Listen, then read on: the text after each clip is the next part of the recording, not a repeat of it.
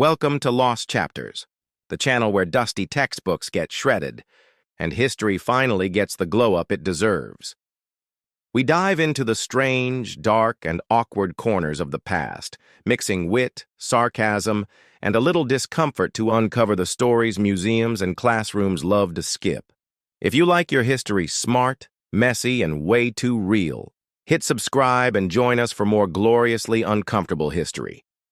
You wake up in a building so massive it feels like the world's largest brain, stuffed with every thought humanity has ever had. It's the Smithsonian. And no, it's not just one building. It's a whole empire of museums stretching across Washington, D.C. You blink awake under the high ceilings of marble and polished stone, and for a moment you think you've been reborn inside a cathedral. But instead of saints and stained glass, you've got airplanes dangling above your head, dinosaur skeletons frozen mid-roar, and glass cases filled with artifacts that whisper stories louder than a stadium concert. The air feels too clean, too controlled, like the past has been sanitized for your viewing pleasure. And the creepiest part? Somewhere deep inside these walls are millions, literally millions, of objects that you will never get to see. That's right. The museum you wander through is basically the tip of an iceberg. The rest is hidden away in storage like history's junk drawer, except the junk in question includes swords, bones, sacred objects, and the occasional creepy doll that will absolutely haunt your dreams. You shuffle forward in your sneakers, the sound of rubber soles bouncing off the stone floor like you in a video game dungeon. The building swallows you whole, each hallway stretching longer than the last.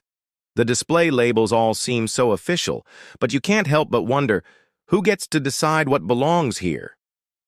Someone sat down and said, "Yep, Lincoln's top hat, totally iconic. But this other hat? Sorry, too ordinary." Imagine being the guy whose belongings didn't make the cut. Some soldier's bloody boot is behind glass while another's is rotting in storage, forgotten. It's like history's version of being rejected from American Idol. Thanks for auditioning, but you're not what we're looking for. Your eyes land on a case of Native American artifacts, and suddenly the room feels heavier. The label says on loan or gift, but you know what that really means. Half the stuff in museums got there through creative acquisition strategies, which is the polite way of saying stolen, looted, or borrowed with zero intention of returning. You imagine someone in the 1800s smuggling these items across the ocean with the same guilt you'd feel sneaking out of Target with an unpaid-for pack of gum, except multiply that by colonialism and a few centuries of power imbalance. Standing here, you realize museums aren't neutral. They're not just safekeepers, they're editors. They decide what story you're supposed to remember, and worse, what stories you'll never hear. A kid squeals behind you. He's pointing at the Wright brothers' airplane like it as a superhero-esque car. Parents snap pictures, capturing their little angel pretending to fly in front of a century-old relic. You almost laugh, but then you notice the airplane is hanging there under massive lights, forever still. It's a symbol of innovation, progress, freedom. But what about the crashes, the broken bones, the endless failures before the success? Those stories don't fit neatly under museum lighting. Too messy, too bloody, too real. That's the trick, isn't it? Museums freeze time at its most flattering moment, like an Instagram highlight reel. You're not seeing life, you're seeing the version of life the curators want you to screenshot in your brain. You wander into another hall and find yourself staring at Abraham Lincoln's hat, the one he was probably wearing the night he was assassinated. The glass between you and it feels like a shield, but your brain can't help but replay the scene. Gunshot, chaos, the smell of gunpowder and panic in a theater packed with bodies. It's horrifying, but here in this room, under perfect lighting, it's just quiet, reverent. History gets stripped of its blood and sweat and turned into an aesthetic. You want to scream at the glass? This is not just an object. This is evidence of violence. But the security guard nearby looks like he'd rather throw you out than let you stage a TED Talk in the hallway. You start noticing the silence more. Not the silence of the museum itself, but the silence of the missing stories. For every artifact displayed, there are hundreds tucked away. Thousands, millions. Some are too fragile. Some are too politically sensitive. Some are just boring. And that's when it hits you. Museums are basically the world's best gatekeepers. They are the algorithms of memory, picking which moments get boosted and which ones get buried in the feed. You're not scrolling through history. History is scrolling you. Your brain starts connecting dots. You remember hearing that the Smithsonian has over 150 million items in its collection, but only about 1% ever make it to the public. That's insane. That means you're walking through a curated fantasy, a fraction of reality dressed up as the whole story. It's like walking into someone's apartment, seeing only their spotless living room and assuming their life is perfect. Meanwhile, their closet is a horror show of dirty laundry and old pizza boxes. The Smithsonian's warehouses are those closets, and they're locked. You picture the storage rooms. Rows of shelves stacked with crates and tagged objects, dust floating in the artificial light. Ancient masks staring back at no one. Diaries that haven't been opened in decades. Bones wrapped in acid-free paper like forgotten gifts. You get a chill imagining the quiet hum of the air conditioning keeping history alive while nobody ever gets to see it. If you were an artifact, what would you rather be? The star of the exhibit, under constant flashes from iPhones, or the forgotten relic in a box, slowly fading into anonymity? Either way, you're trapped. Either way, you've been stripped of your original context, turned into a thing instead of a part of someone's life. And suddenly you feel it, the weight of the place. This isn't just a museum. It's a vault of power, because whoever controls the vault decides which ghosts get to haunt us. The past isn't dead. It's carefully staged, cataloged, and branded. You hear your own footsteps echoing in the hall and wonder if you were a part of the performance too, just another body drifting through the curated dream. And maybe you are. After all, you came for the dinosaurs, the rockets, the cool stuff. But you're leaving with the realization that every label is a choice, every display is a judgment, and every silence is a decision. So you step deeper into the madness, heart beating a little faster, eyes sharper than before. Now you're not just a visitor. You're an investigator. You're looking for what's missing, not just what's there. And trust me, once you start seeing those gaps, you can't unsee them. Welcome to the Smithsonian, the Palace of Memory, the Cathedral of Curated Truth, the Carnival of Selective History. You clock in and immediately regret your life choices. Working in a museum sounds glamorous when you tell people. Everyone pictures you polishing priceless jewels while humming Mozart or strutting through echoing halls with Indiana Jones swagger. But the reality? You're basically history's janitor, babysitter, and undertaker rolled into one. The Smithsonian isn't just the shiny exhibits you see. It's a labyrinth of storage rooms, workbenches, and hidden labs where the weirdest, grossest jobs in the world quietly exist. And guess what? That's where you live now. Welcome to the side of history no one Instagrams. Your first task of the day? Artifact triage.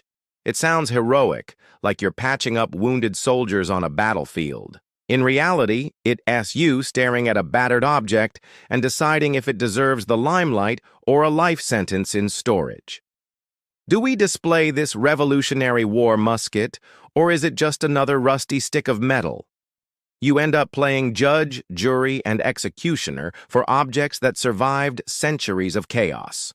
Some poor soldier carried that musket through mud, smoke, and terror. And here you are saying, hey, we've got 6 others just like it. Next, it's brutal and it feels wrong, but that's the job. Someone has to play God with memory. Then there's the cleaning. Forget white gloves and fancy glass polish. It's pest control, mold wars, and biohazard nightmares. You find beetles chewing their way into 200-year-old taxidermy. You have to gently vacuum the wings of dead birds without destroying them. You've got jars of human remains that occasionally leak formaldehyde, like they re-sweating through eternity.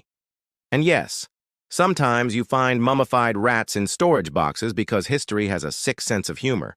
You deal with it all while wearing a smile that says, "I love my job," even though inside you're screaming, "I need hazard pay." Lunch break? Ha! You read too busy labeling artifacts with accession numbers so precise they'd make a NASA engineer cry. Every object gets a number, a tag, a place in the catalog. Without the catalog, everything collapses into chaos. Imagine 100 million objects all jumbled together, swords next to sneakers, fossils next to Barbie dolls, presidential hair samples in the same drawer as comic books.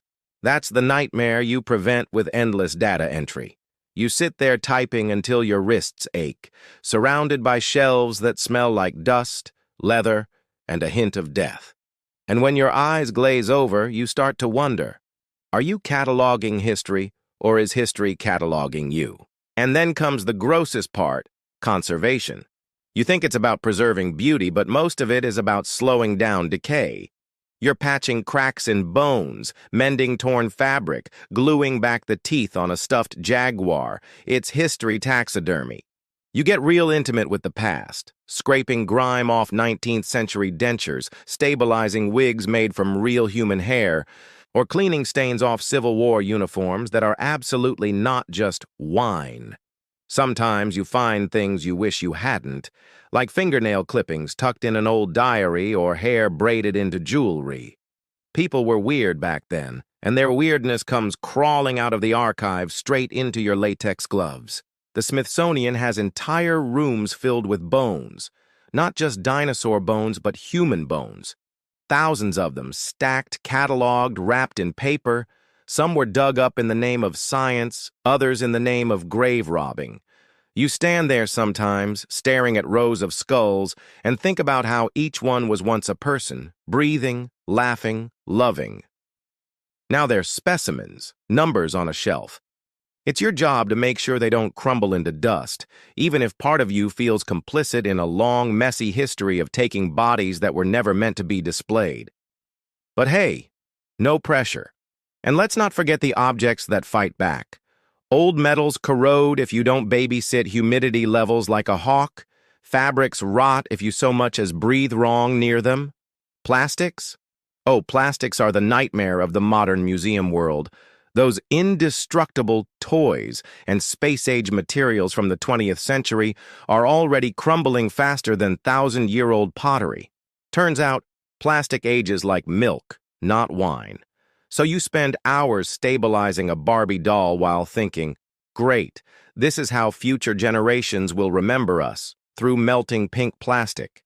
The visitors outside have no idea. They were snapping selfies with moon rocks while you were elbow-deep in a box of moth-eaten coats.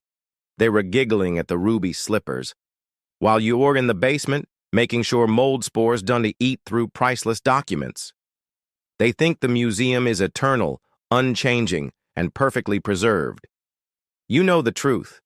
Everything is slowly dying, and you're just slowing down the inevitable. You're like the nurse at the world's most depressing retirement home, except the patients are objects that will never thank you. Sometimes, though, there are moments that make you stop. You pull an object out of a crate and it feels alive. A child's toy, scuffed from play. A letter stained with tears. A pair of shoes worn down at the heel from walking too far. Suddenly, you're holding not just an artifact, but a life, frozen mid-breath. Those moments remind you why the job matters. You're not just cleaning, tagging, or cataloging, you're keeping people's stories from disappearing completely. Sure, you'll never save everything, but maybe the few things you do preserve will matter to someone someday. But then your boss barges in, complaining that the climate control in storage room C is off by half a degree and threatening the integrity of priceless manuscripts. Back to reality. Back to worrying about whether humidity is making history sweat itself into oblivion. Back to catalog numbers, beetles, and the constant dread that the next box you open will contain something with more teeth than it should. So yeah, being a museum worker isn't glamorous. It's not sexy. It's not a Hollywood adventure. It's messy, tedious, occasionally disgusting, and it requires a patience level just shy of sainthood. But here's the kicker. Without you, the entire illusion falls apart. The visitors get their tidy version of history, the polished cases, the dramatic lighting, the story that feels whole, even though you know it's stitched together with dust, duct tape, and sheer willpower. You're the one holding it all together. You're history's custodian, the ghost in the archives, the unsung hero, making sure Abraham Lincoln's hat doesn't collapse into lint. And when you finally clock out, hands raw from gloves, brain fried from endless catalog numbers, lungs still filled with the scent of formaldehyde and old wood, you walk out into the night feeling like you've been through a war no one else sees. The tourists will never thank you. The objects will never thank you. And history itself? It doesn't care. But maybe, just maybe, the future will. You walk into work thinking today will be quiet, just you and the artifacts, but no. This is the Smithsonian. Quiet doesn't exist here. The first thing you notice is your coworkers, and wow, what a cast of characters. If museums are cathedrals of memory, then the staff are the oddball priests, worshippers, and accidental exorcists keeping the rituals going. One guy looks like he's straight out of an adventure movie, complete with the leather satchel and a faint scar that makes you wonder if he actually stole an artifact once. Spoiler, he didn't. His most dangerous mission was probably a coffee run that took too long. But don't tell him that. He thrives on the Indiana Jones fantasy, giving every broken potsherd a dramatic backstory. Then across the hall, you've got spreadsheet goblins. Quiet, hunched people who live for catalog numbers, who know where everything is stored but couldn't find their car keys in real life. You swear some of them are turning into the very dust they're cataloging. Your boss? Picture someone who's had 4 cups of coffee before 10 a.m. and still looks exhausted.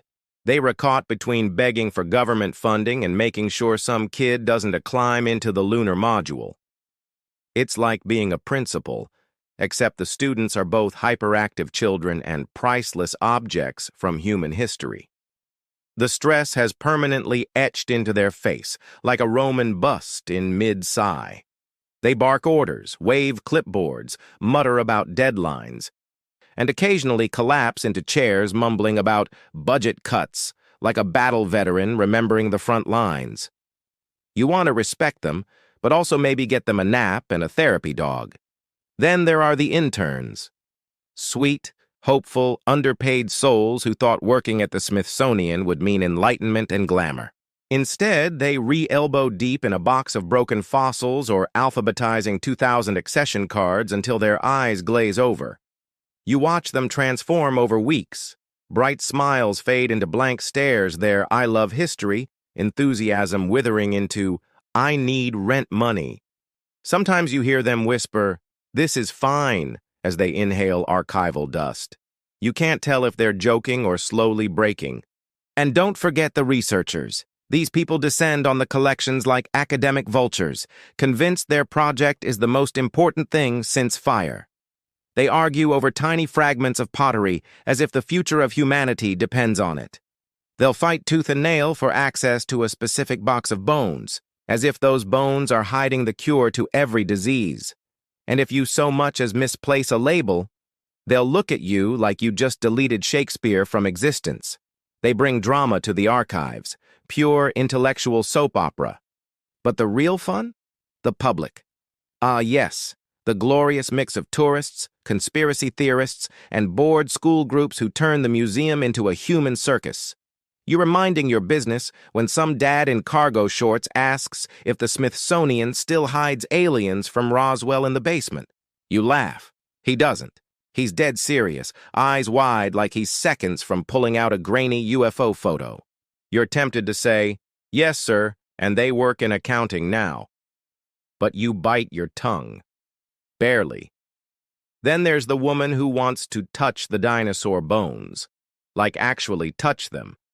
She insists, "I'll be careful," as if 65 million years of fossilization can survive her sweaty fingerprints.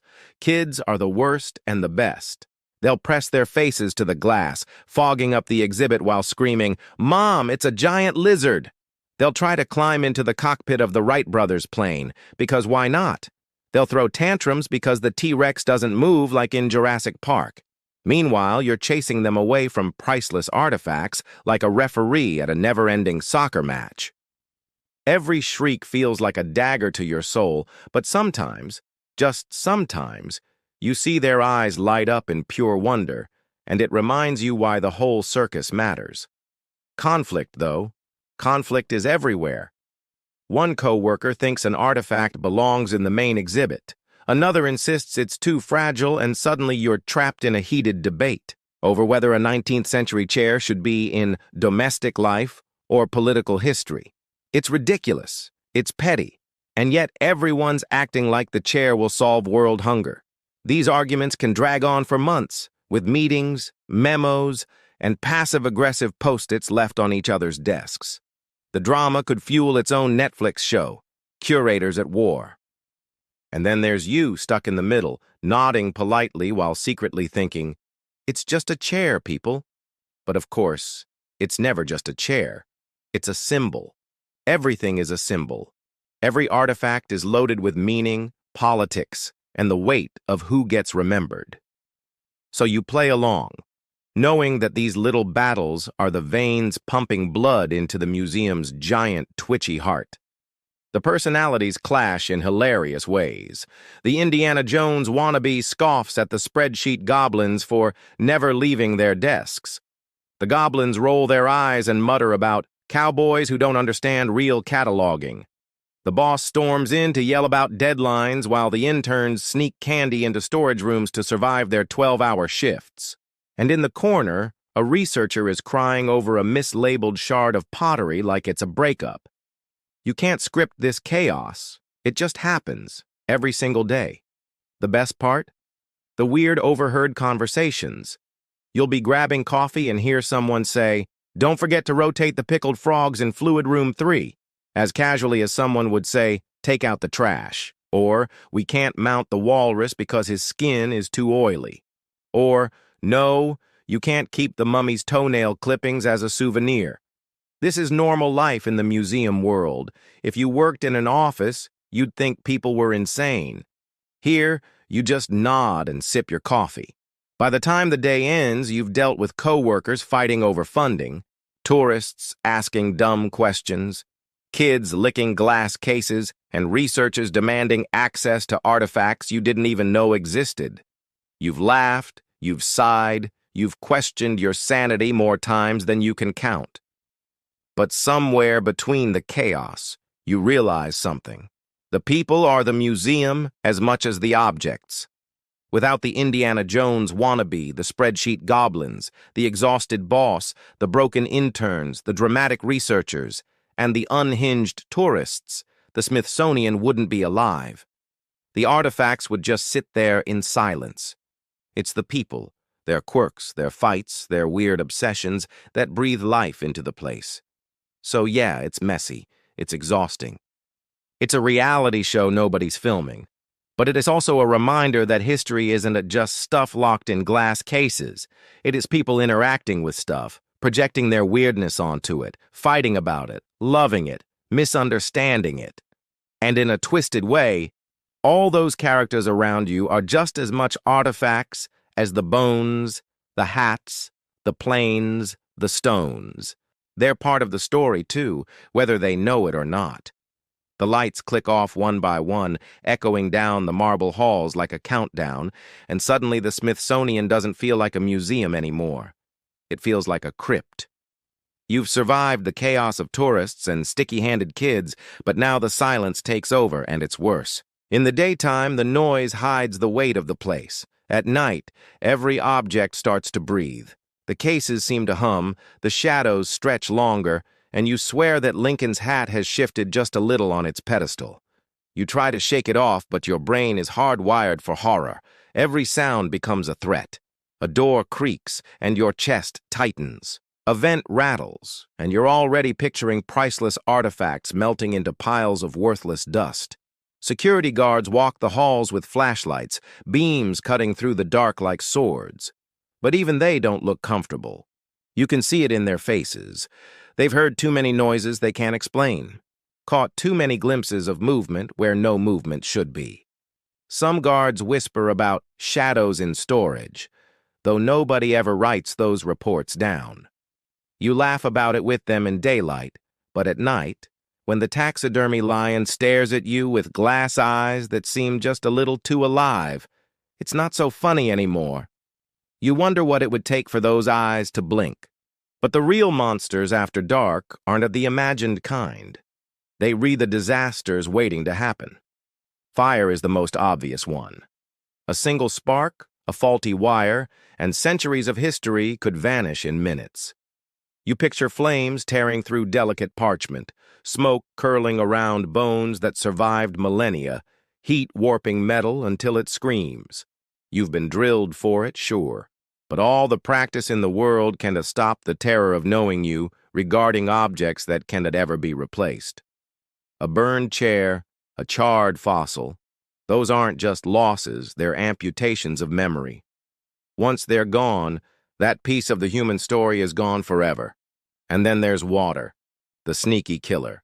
A busted pipe, a leaky roof, and suddenly you are wading through ankle-deep floods with priceless artifacts floating past you like trash in a gutter. Imagine watching George Washington's sword rust in real time, or an astronaut suit turning into mildew food. The smell of damp plaster and wet paper is enough to make you gag. But worse is the feeling in your gut, the knowledge that you failed to protect the past. You'll never forget it if it happens, because those artifacts aren't just objects. They're trust. And water is betrayal in liquid form. Of course, you've also got thieves to worry about. The museum at night is a buffet for anyone with the nerve to break in. Priceless jewels, ancient gold, sacred relics, it's all here, lined up neatly in glass like a menu. Sure, the security is top-notch, but no system is perfect. You've heard stories of break-ins that nearly succeeded, of alarms tripped at 3 a.m., of motion sensors catching shadows darting where no staff should be. You try to laugh it off, but you still feel the itch at the back of your neck every time you walk past the Hope Diamond, wondering if tonight's the night someone tries. And let's not forget the silent killer, time itself. At night, with no distractions, you can hear it working. The slow, steady collapse of everything. Wood cracking as it dries out. Metal groaning as it corrodes. Fabric sighing into dust. Plastic yellowing under invisible stress. The museum may look eternal in the day, but in the silence of night you realize it's all temporary, all crumbling, and you're just buying a little more time. You stand there in the darkness, listening to history die slowly, and it feels like a funeral no one else attends. Every step through the hall feels cinematic, like you're walking through the set of a thriller. The air hums with the sound of ventilation systems fighting to keep humidity stable. The lights from the exit signs glow red, casting shadows that stretch like claws across the floor. You swear the mannequins in the dioramas are breathing, that their eyes follow you as you pass. Somewhere in the distance, a clock ticks too loud, reminding you that the night is endless. And then, out of nowhere, a faint thump echoes from a storage room, and your heart nearly explodes. You freeze, ears straining, waiting for something, anything to explain it. Was it a falling box, a shifting shelf, or something else? You'll never know, and maybe that's worse. Sometimes you wander into the warehouse-sized storage rooms just to test your courage. Row after row of shelves, stacked high with crates, boxes, and wrapped artifacts. It's colder here, and quieter, like the objects are holding their breath. Your flashlight beam sweeps across ancient masks, their painted faces grinning in the dark, and you feel like an intruder at a party that was never meant for you. Every instinct screams that you shouldn't be here, that these objects resent being locked up, that they're waiting for someone to slip. You remind yourself it's just wood and stone and cloth, but the feeling doesn't go away. Night also makes you paranoid about the living. Not ghosts, not thieves, just people.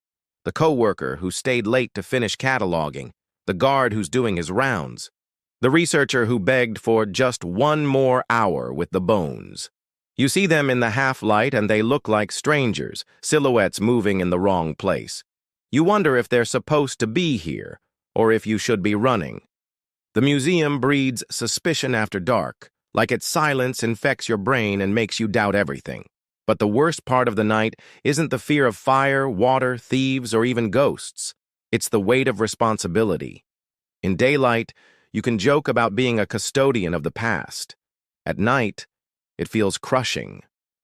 You're the thin barrier between memory and oblivion, standing in a hall of ghosts who will never thank you and never forgive you if you fail. You imagine headlines.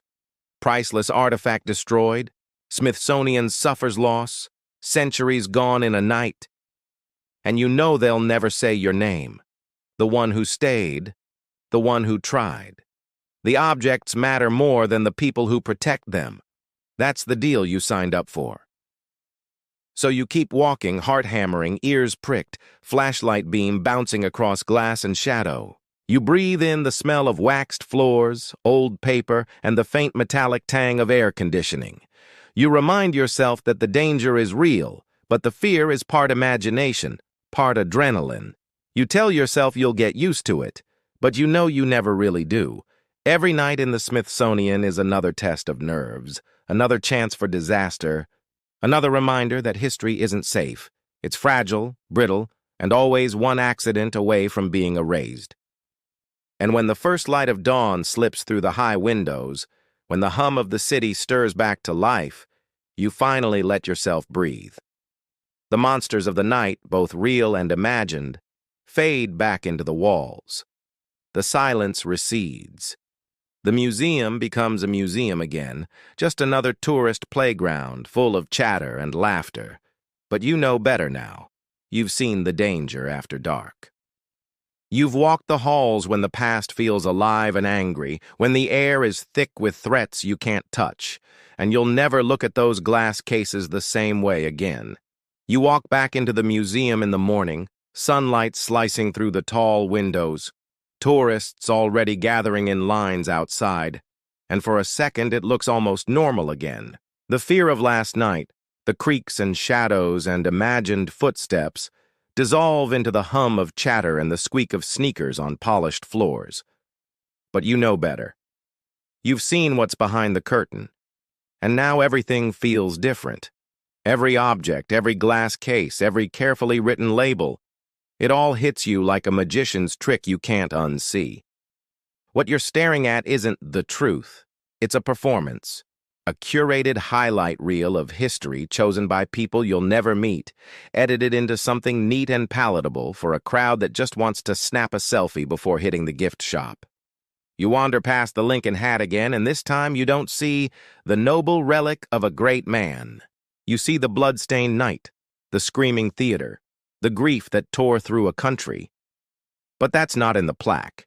The plaque just says, Abraham Lincoln's top hat. 4 words to summarize one of the most traumatic events in American history. The museum has stripped away the sweat, the smell, the horror, the mess. They gave you the PG-13 version because the R-rated truth would send families running for the exits. And suddenly you realize, this isn't about the past. It's about control, who gets to tell the story, and how clean they want it to look. It's not just this museum. It's every museum, every archive, every collection across the world. They aren't just protecting artifacts. They're shaping memory. They decide what gets remembered and what gets erased. Imagine being one of the artifacts locked away in storage, boxed up, labeled, and shoved into the shadows. You survived centuries of weather, war, and decay only to be silenced by a committee vote. You don't get to speak. You don't get to haunt anyone.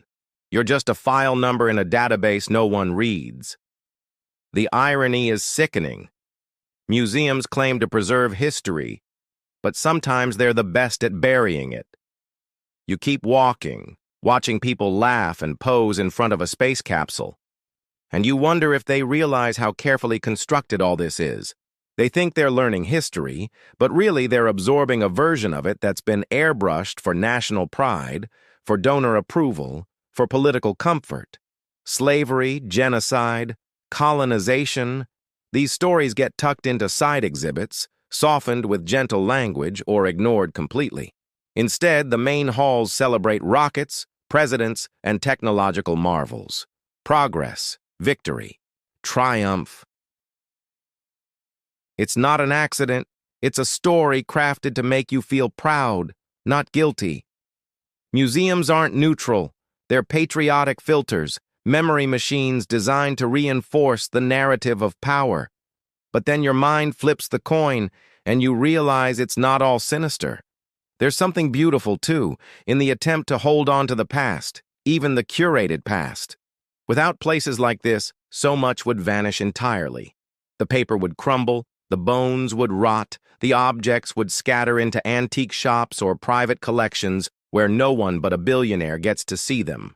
Maybe the Smithsonian's job isn't a T to tell the full story, it's to make sure there's still a story to tell at all. Maybe the truth will always be messy, political, and incomplete, but at least here there's a chance, a fragment, a reminder.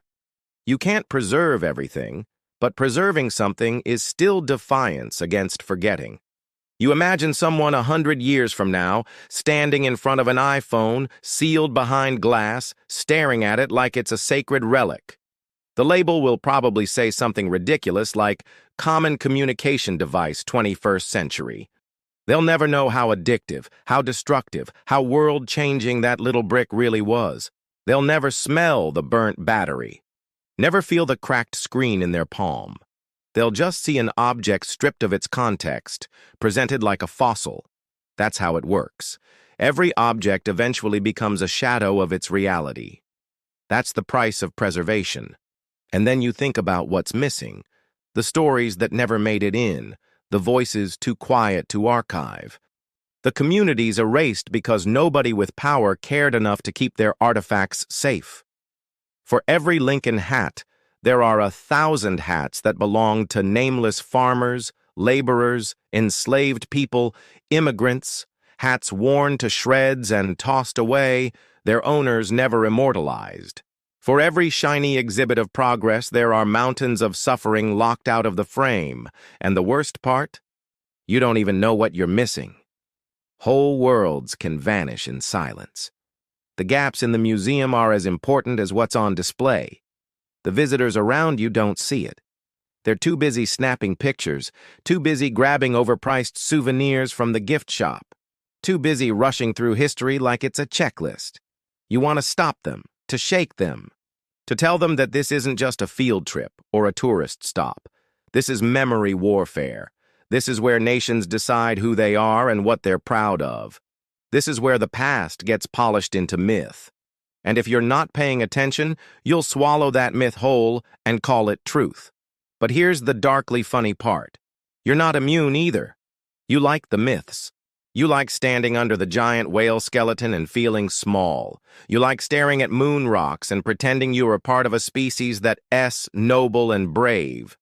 You like the goosebumps when you see something iconic up close. Maybe we all need the museum's illusion just to feel like we belong to something bigger than ourselves. Maybe the lies are necessary. That's the paradox. You hate it, you love it, you can't live without it. So why does it matter? Because museums are mirrors, and mirrors lie. They show us what we want to see, but they also reveal the cracks if you look closely enough. The Smithsonian, with its polished cases and hidden warehouses, is a monument to both memory and forgetting. It tells us we're great, while quietly hiding the evidence of our failures. And that's not just history, it's human nature. We all curate our own stories. We all hide the mess, crop the photo, pick the flattering angle. Nations do it too. Museums are just the stage where that performance becomes official. You walk out into the sunlight, blinking, the roar of traffic replacing the hush of marble halls. The tourists scatter, clutching maps and trinkets, already forgetting half of what they saw.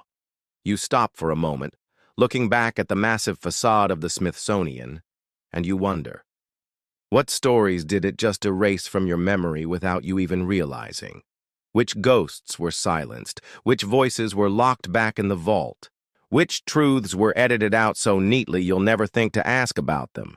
And that's the real secret, the one you can unknow once you have seen it.